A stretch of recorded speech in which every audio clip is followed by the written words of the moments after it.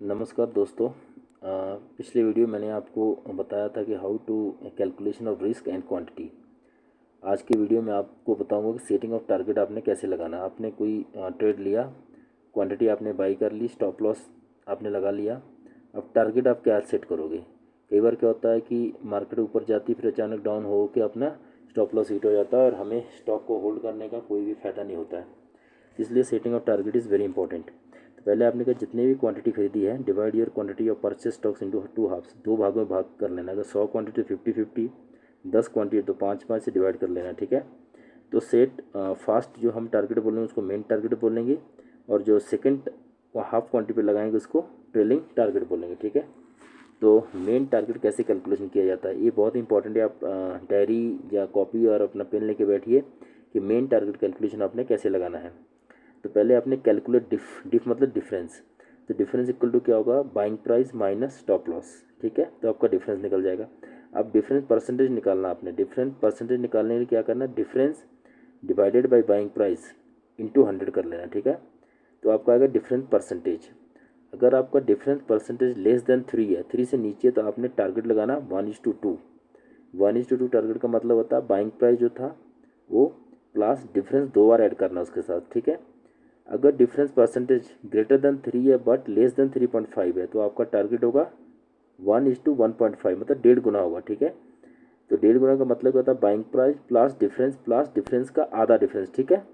इसको 1:1.5 बोलेंगे। If difference percentage greater than 3.5, तो तब आपने सेट 1:1 टारगेट लगाना, that is buying price plus difference. For example देखो, लेट बाइंग प्राइस भी ₹100 और स्टॉप लॉस है आपका 98। तो डिफरेंस कितना हुआ, buying price minus stop loss, मतलब 100 माइनस 98 इक्वल टू 2 होगा। ठीक है। तो डिफरेंस परसेंटेज कितना आएगा, 2 divide by 100 into buying price. यहाँ पे बाइंग प्राइस कितना था, 100, तो 2% आया। आपका 2% लेस देन 3 है, तो आपका टारगेट क्या होगा, 1:2। तो टारगेट इक्वल टू क्या होगा, बाइंग प्राइस, जैसे बाइंग प्राइस 100 रुपया है और डिफरेंस 2 बार ऐड करना, 2 + 2, तो आपका जो पहला टारगेट होगा 104 रुपया। ठीक है। ये आपका मेन टारगेट कैलकुलेशन था जो आपने हाफ क्वांटिटी पे लगाना, और बची हुई हाफ क्वांटिटी पे आपने जो टारगेट लगाना उसके बारे में बता रहा हूँ।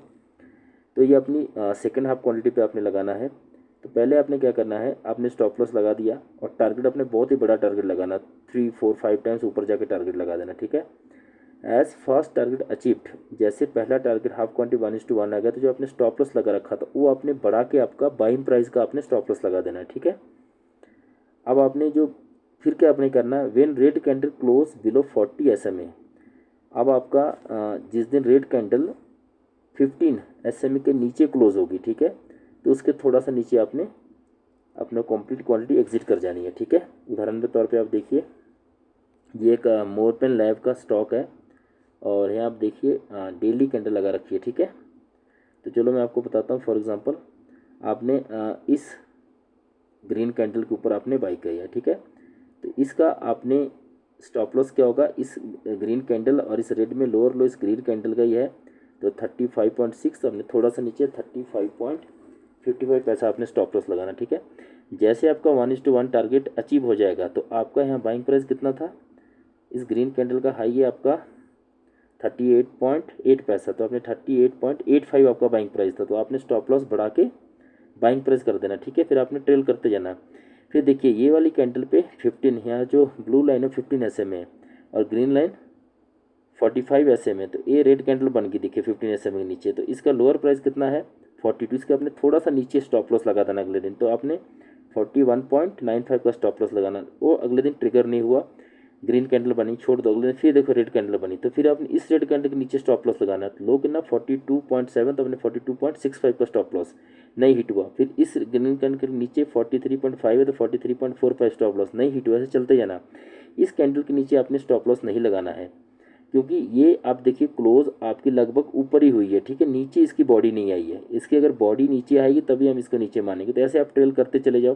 फिर आपकी एक दिन ये कैंडल बनी, आप देखिए जो बनी है 11 जनवरी 24 को, इसका लो कितना था 49, इसकी बॉडी देखिए नीचे है, तो आपने 49 के थोड़ा नीचे 48.95 का स्टॉप लॉस लगाना। तो अगले दिन देखते हैं हिट हुआ कि नहीं। तो अगले दिन 49 का लो था, तो आपने सेम हो गया। ठीक है। तो नहीं हिट हुआ। तो अगले दिन फिर देखिए 48.95 का यहाँ हिट हुआ, तो आपने यहाँ इस कैंडल पे आके यदि 15 जनवरी 24 का आपने अपनी कंप्लीट क्वांटिटी आपने एग्जिट कर देनी है। तो इस तरीके से आप अपना ट्रेल स्टॉप लॉस लगाना है। ओके, थैंक यू, धन्यवाद आप सभी का।